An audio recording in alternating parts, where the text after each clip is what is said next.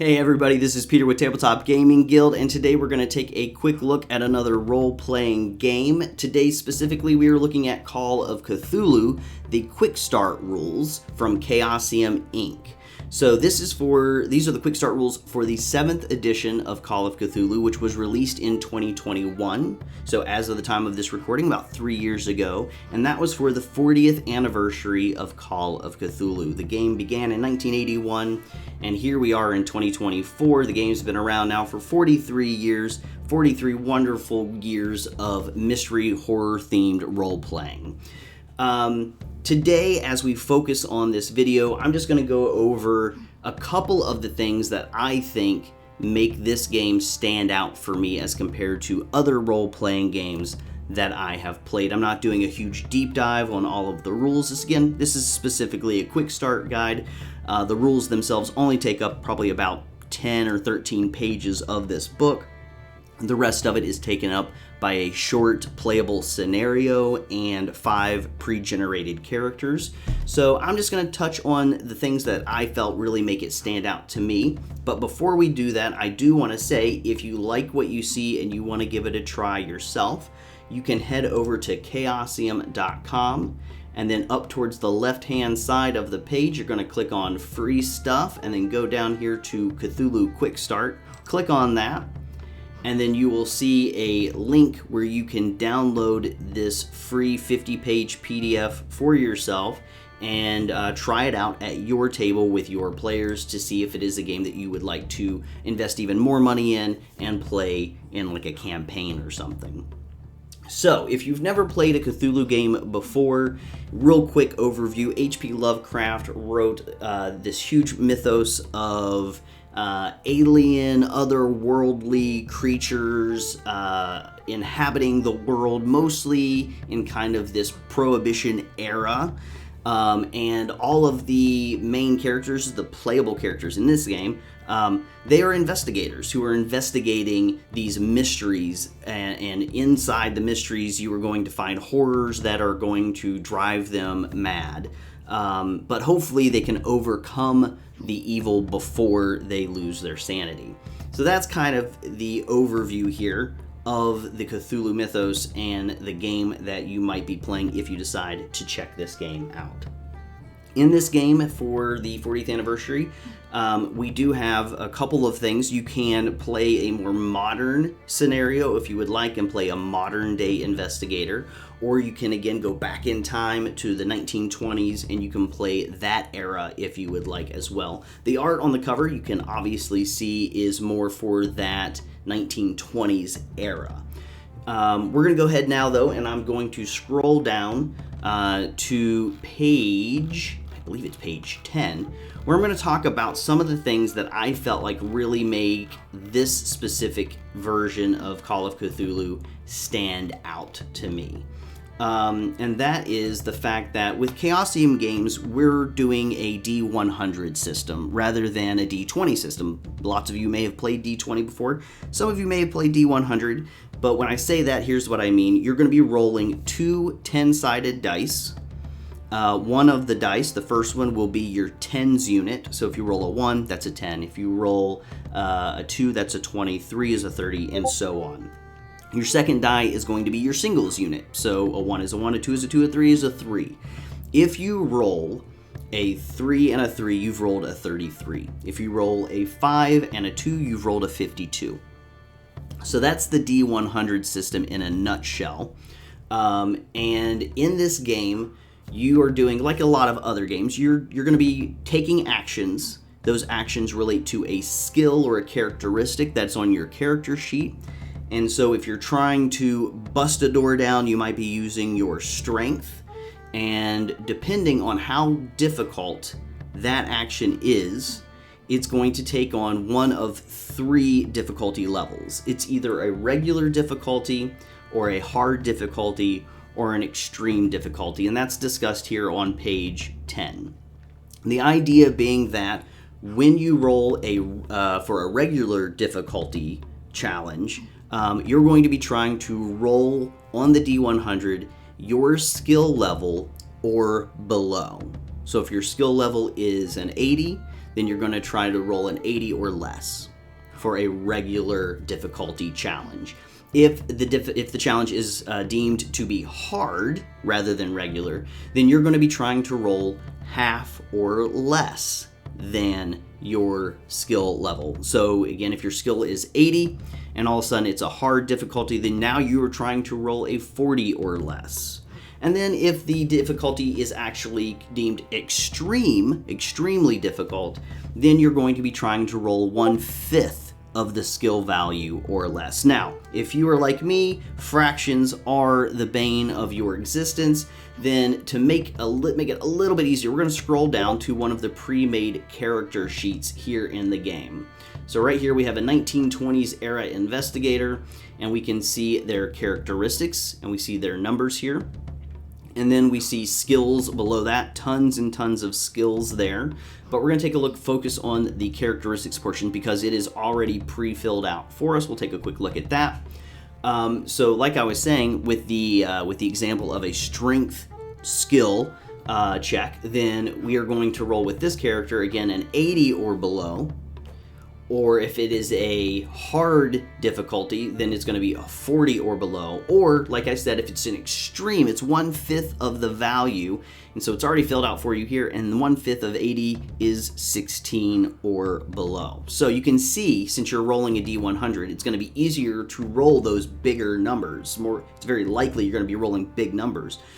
So as the difficulty increases, the number you're rolling equal to or below is getting lower, so it's making it harder for you to hit that number. So, having not played a ton of D100 games, I found this to be very interesting. I have played Call of Cthulhu before. I found it to be a very fun and interesting game, a lot of tension and stress. The keeper who ran the game did a fantastic job. But I did find this particularly to be interesting. So I do like die mechanics, and that's, I think, why it stood out to me. The other part of this that stood out to me is in a lot of games where you're rolling dice and you might have some sort of beneficial something happening in the scenario where you are rolling a skill check, you might get to roll your dice twice and take the higher number. In this game, you are going to get to roll 2 of the D10s and have those count in as your tens number, and then just 1 for your unit. And so if it's beneficial, then when you roll those 2 dice for the tens units, then you're going to get to take the lower result because that's going to help you get a lower total result. But if the thing that's happening in the scenario is detrimental to the skill you're trying to roll, the action you're trying to take, then you have to take the higher result. So an example here, you're trying to bust down the door, and you actually have a sledgehammer. So all of a sudden you have something that's beneficial, making it much easier for you to probably bust down the door.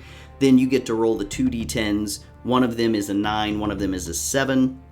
So all of a sudden, instead of a 90, you get a 70, and since this is strength, the 70 is below the 80, and you succeed. Again, you do still have that third die, the third tens unit, or the third die that rolls for a single unit. So you're going to roll a 9, a 7, and a 1. So instead of a 91, you get a 71.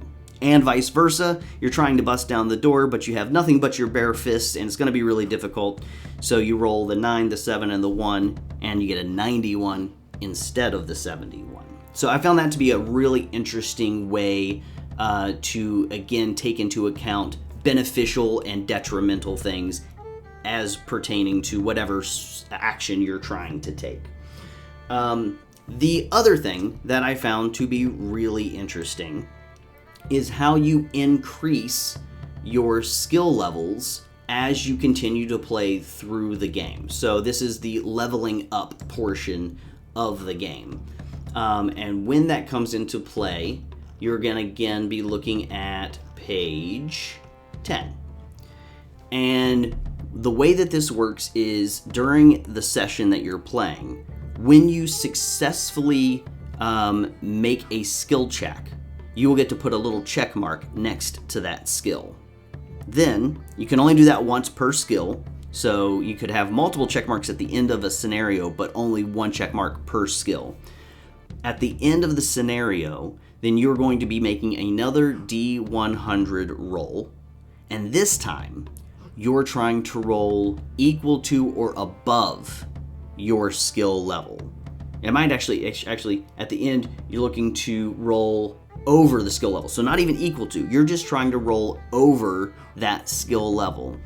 If you succeed, then you get to roll a d10 and add that number to that skill. So again, an example here would be that you successfully made that strength check during the scenario, and now you know that your level is 80. You're trying to do a D100 roll and roll over the 80, so 81 to 100. And again, the idea being there is it's difficult to increase your skill level. If it was easy, you'd be still rolling below the number, but it's hard, so you're trying to roll over the skill number now. And the higher that skill number gets, the more difficult it will be the next time to try to increase that skill level. So I thought that was a really interesting way to try to level up characters. The only thing is, I think a lot of people, when they play these games, when you level up, you just assume you're going to get better as you play. Here, you getting better does rely on some level of luck, which I think is interesting. Now, as if I were running the game as the keeper, something I might do at the table would be, you did succeed on your skill, and you actually role-played that scenario really well. Like, you described it to me in character really, really well. I think that was awesome. I'm going to let you roll your D100 roll for leveling up your skill, again, with a benefit. And so you still get to do the 3 D10s, and you get to take that higher number on the first 2 D10s for this roll. So you can give them some benefits, extra possibility of leveling up their skills as you continue to play the game. That's just one thing that I might add in. Having never run the game before specifically, but having played in it, knowing that it can be very difficult to level up your skills, giving them that little bonus and that little incentive to role play a little bit more, because I love having role play at my table. So those were some of the things that I thought really, really stood out to me for this game specifically. Just like every other role-playing game, you're going to be having combat, you're going to be doing investigation. There's specifically sanity in this game, like in pretty much every other Cthulhu game there is. So as you go up against these horrible things, your character might slowly go mad. And if that's the case, they do have here in the Quick Start Rules, page 29, which shows you some of the things that could happen to your character. They might take on these short bouts of madness. They might get amnesia. They might become violent or become paranoid. They might gain a phobia.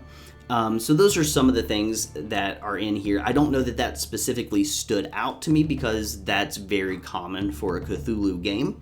But I do think that's always fun. I like things that increase the drama, and again, something like this increases the role play possibility for the players as well as the keeper. If you do have a short bout of madness also, for like that real quick second after it happens, the keeper will kind of take over the character and say what they do for their next little action or their next reactions.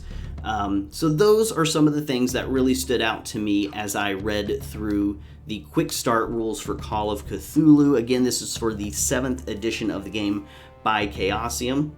You can head over to chaosium.com and pick up this free Quick Start Rules PDF. Check it out for yourself. Maybe read through the scenario and see if you want to run that for you and your players. I hope you guys found this video to be helpful. If you've never run or played in a Cthulhu game before, I hope this is helpful for you to decide whether or not you would like to. If you've already been running Cthulhu, I'd love for you to comment in the comment section. Let me know what you love about the Call of Cthulhu game or whatever Cthulhu game you've been playing in. And everybody, thank you so much for watching. If you liked it, go ahead and maybe give it a like and subscribe to our channel. You can head over to tabletopgamingguild.com to check out more about us. And again, don't forget to head over to chaosium.com to check out this game and all the other great games they're making. And until we talk again, keep on playing games.